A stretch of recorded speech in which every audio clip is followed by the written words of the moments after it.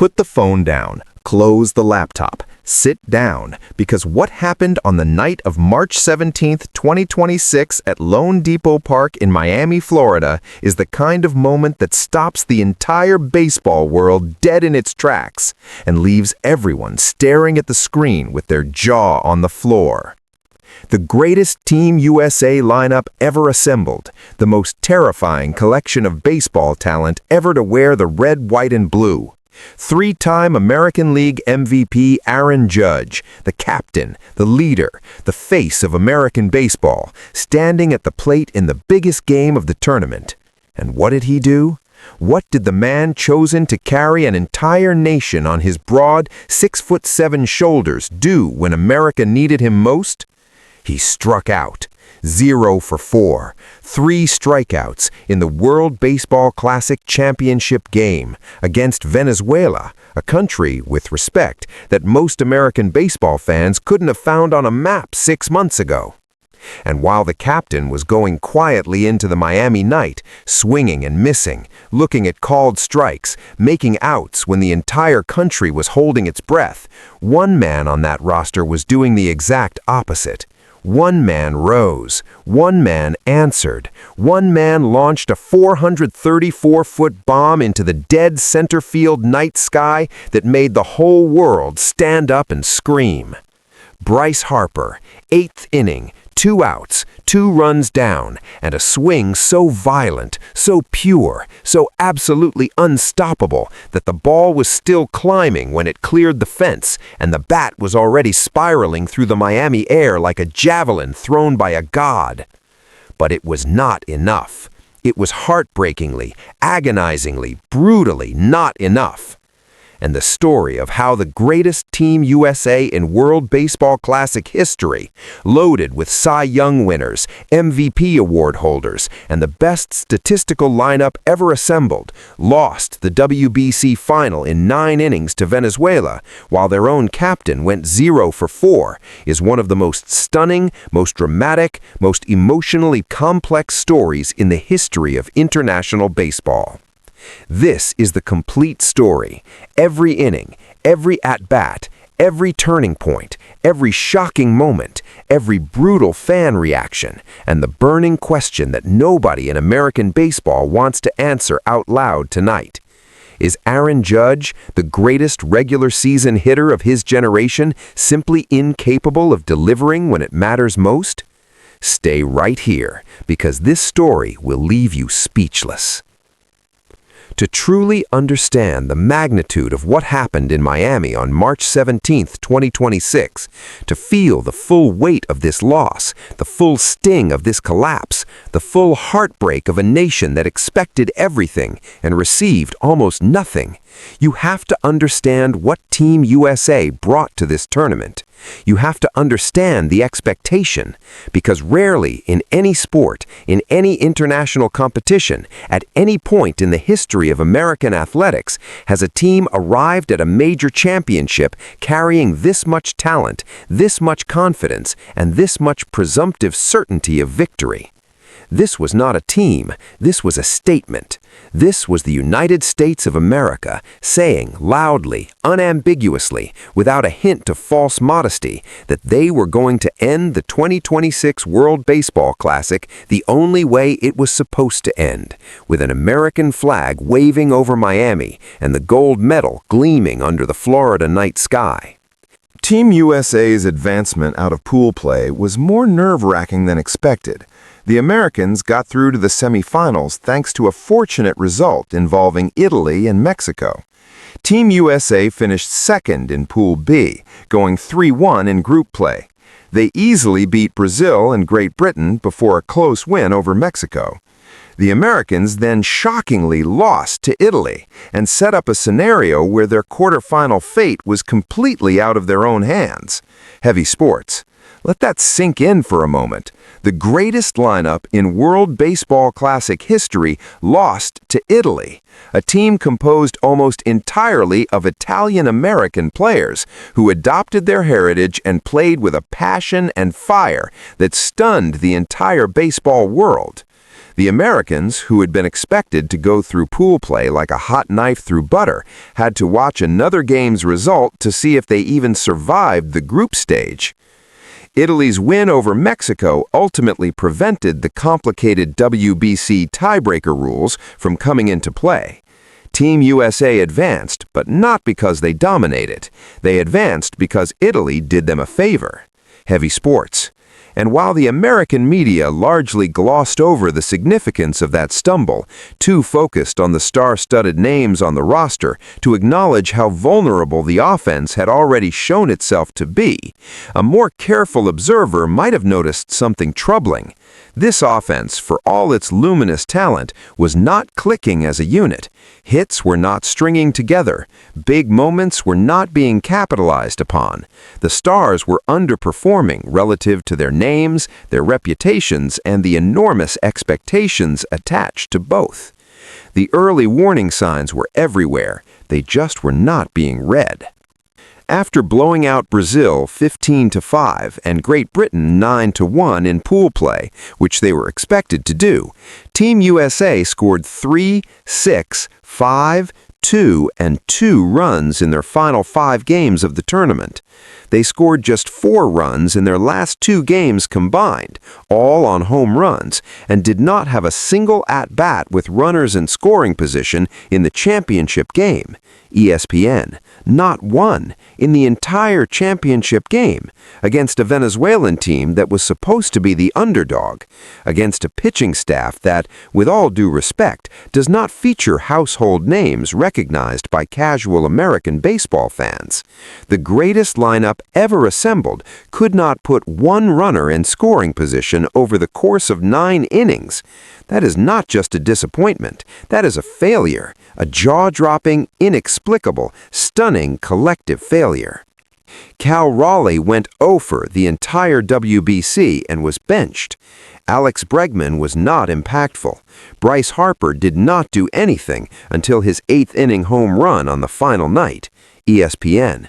These are not fringe players. These are all-stars. These are men who produce at elite levels in a 162-game Major League season, and they could not hit in a 7-game baseball tournament in March. But we are getting ahead of ourselves, because before the finale, before the night that will be discussed in American baseball circles for years to come, the Americans did produce one genuinely electric semifinal performance that gave the entire nation hope and sent the Miami crowd into a frenzy. On Sunday, March 15th, Team USA defeated the Dominican Republic 2-1 in a tense, gripping, brilliantly played semifinal. Solo home runs from Gunnar Henderson and Roman Anthony provided all the offense needed, and the pitching, as it had been all tournament, was exceptional. Over 4 1/3 shutout innings, Rodriguez allowed 1 hit and 1 walk while striking out 4. He dominated the Team USA lineup, inducing weak contact whenever he allowed any at all. ESPN. 1 hit in 4 1/3 innings. Against the greatest lineup in World Baseball Classic history, Rodriguez was absolutely untouchable, commanding his fastball, sequencing his breaking balls with surgical precision, working the corners of the plate with the kind of confidence and composure that you simply cannot manufacture. You either have it in moments like this or you don't. And on this night, Eduardo Rodriguez had it in limitless supply. In the bottom of the first inning, Venezuela's Eduardo Rodriguez retired Team USA in order. Bobby Witt Jr. hit a fly out to center field. Bryce Harper popped out, and Aaron Judge, the captain, the 3-time MVP, the man the entire country was looking at to set the tone, struck out looking at a cutter. Heavy sports. "Finish him," Venezuelan fans chanted, according to the Fox broadcast, before the 2-2 pitch that ended Judge's first at-bat. Struck out, looking, in the first inning, on a cutter that caught the outside corner of the plate. The body language said everything. Judge had arrived at this game fighting the very thing that has haunted him in his biggest moments, the inability to put the bat on the ball when it matters most. And while the American offense was struggling to get anything going, Venezuela was methodically, patiently, professionally building a lead. A lead-off single by Salvador Perez in the third inning led to a manufactured run after a Ronald Acuna Jr. walk and a wild pitch from Team USA starter Nolan McLean. Michael Garcia came through with a sacrifice fly to put Venezuela up 1-0. ESPN. 1-0. Not a bomb, not a highlight reel moment, a textbook baseball run. Single, walk, wild pitch, sacrifice fly. Small ball, fundamental baseball. The kind of baseball that champions play when the chips are down. Venezuela had been the first team on the board, using nothing more than patience, execution, and manufacturing a run the old-fashioned way. 2 innings later, Wilyer Abreu led off the fifth with a home run. The Boston Red Sox outfielder turned around a 96-mile-per-hour fastball from Team USA starter Nolan McLean and deposited it over the center field fence to give Venezuela a 2-0 lead and send the crowd at Lone Depot Park into a frenzy. ESPN. 2-0, and as the innings rolled by, the 6th, the 7th, the American bats stayed almost completely silent. 3 hits in the entire game. The pitchers were making history with their strikeout numbers across the tournament, but the offense was turning in a performance that would have been unacceptable from a minor league roster, let alone the most talented lineup ever assembled for international play. Judge got his second single of the tournament in the 6th. Bryce Harper singled too, except Judge grounded out to third to end the inning. Judge was now 0 for 3 with 2 strikeouts, and the United States remained scoreless heading into the 7th. Heavy sports. And with each passing inning, the weight on this offense grew heavier. The Venezuelan bullpen was coming in fresh and sharp. Time was running out, outs were ticking away, and somewhere in the back of every Team USA fan's mind, a cold, creeping, awful realization was forming. This might actually happen. The United States might actually lose this game. And then came the 8th inning, the moment, the single greatest swing of the entire 2026 World Baseball Classic, the moment that Bryce Harper reminded the world exactly who he is and why he belongs in the conversation with the greatest players of his era. With the United States trailing 2-0, 2 outs in the bottom of the 8th, and teammate Bobby Witt Jr. on first base, Bryce Harper stepped into the batter's box against Andres Machado, a Venezuelan veteran who plays professionally in Japan. Harper had been bad through nearly 7 games of the tournament, tallying just 5 hits in 27 at-bats, just 4 singles and a double, with 1 RBI. ESPN. Statistically, by the numbers, this was a tournament Harper had not shown up for.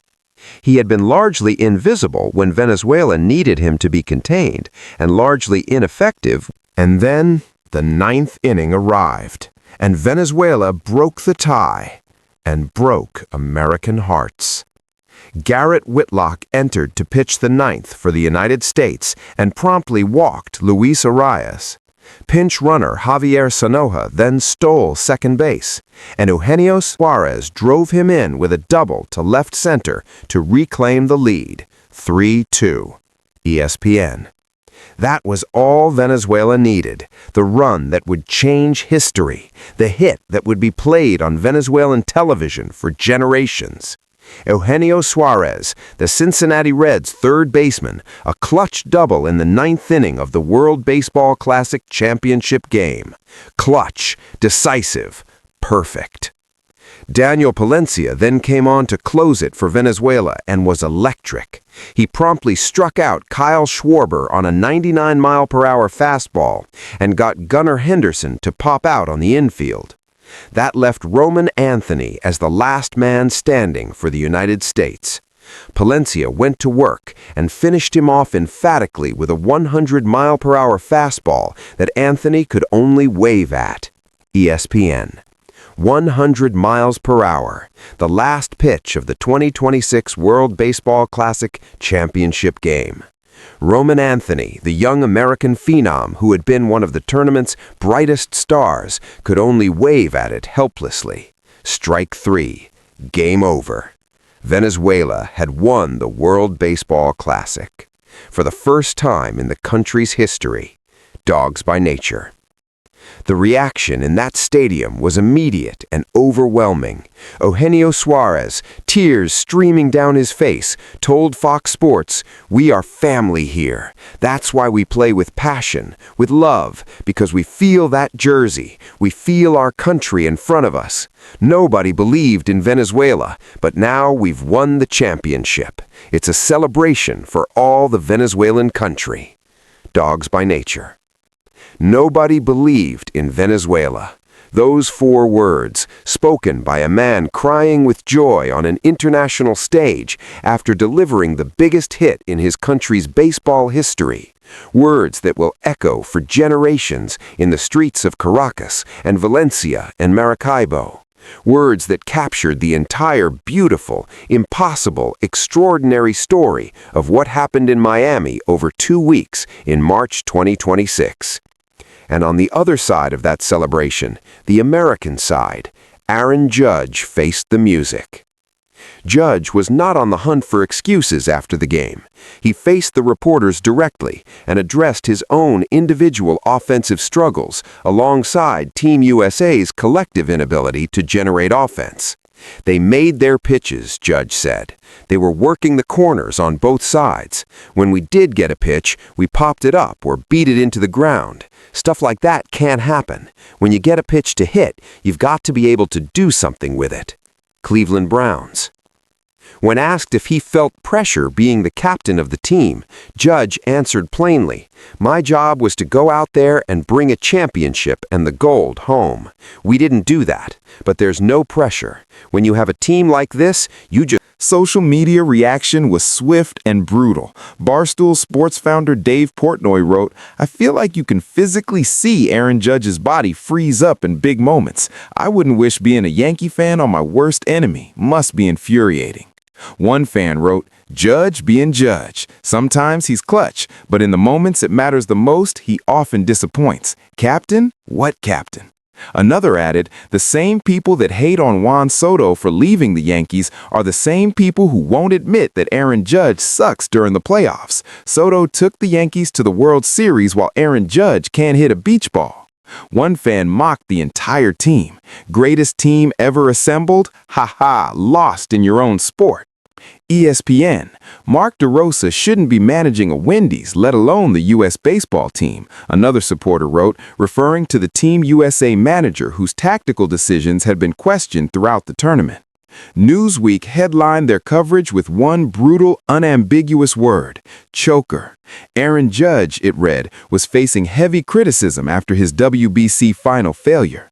And the comparison that resonated most painfully with Yankees fans, the one that cut deepest because of its accuracy, was the reference to the 2024 World Series against the Los Angeles Dodgers, where Judge had also been largely invisible in the biggest moments, where the Yankees had lost, where the captain had come up short again.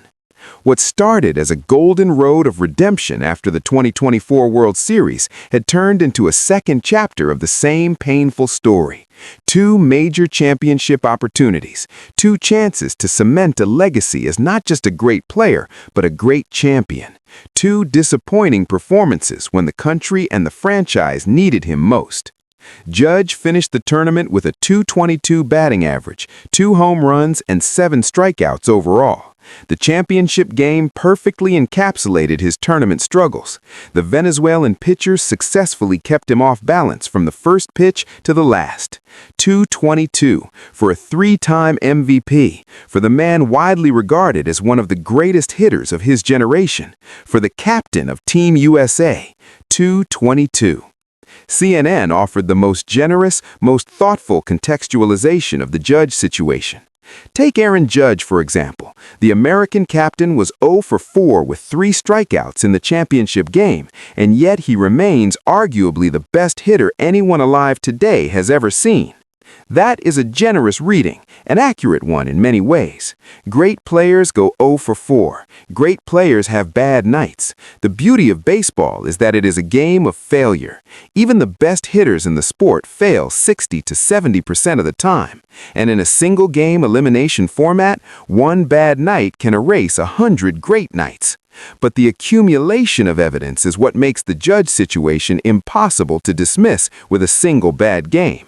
The 2024 World Series, the 2026 WBC Final, the pattern of excellence in the regular season, followed by the pattern of disappearance when the postseason or international competition demands his absolute best. It is not a coincidence anymore. It is a question that the baseball world is asking openly, honestly, and without apology. As one analyst put it, is it safe to say that Judge is the James Harden of the MLB, plays at an MVP level during the regular season or in non-pressured spots?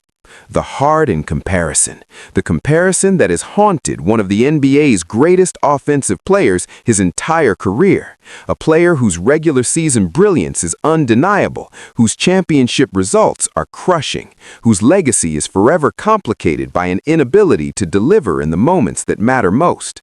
And now that comparison is being applied, fairly or unfairly, to Aaron Judge. Meanwhile, Bryce Harper, the man who was supposed to be the supporting actor in this story, the second star behind Judge, delivered the tournament's most memorable moment and then handled the aftermath with a class and a grace that only elevated his already enormous standing. After the game, Harper could be seen crossing the field and walking directly into the middle of Venezuela's celebration. He congratulated their players personally, one by one, shaking hands and embracing the champions, in a genuine display of sportsmanship that the entire baseball world noticed and celebrated.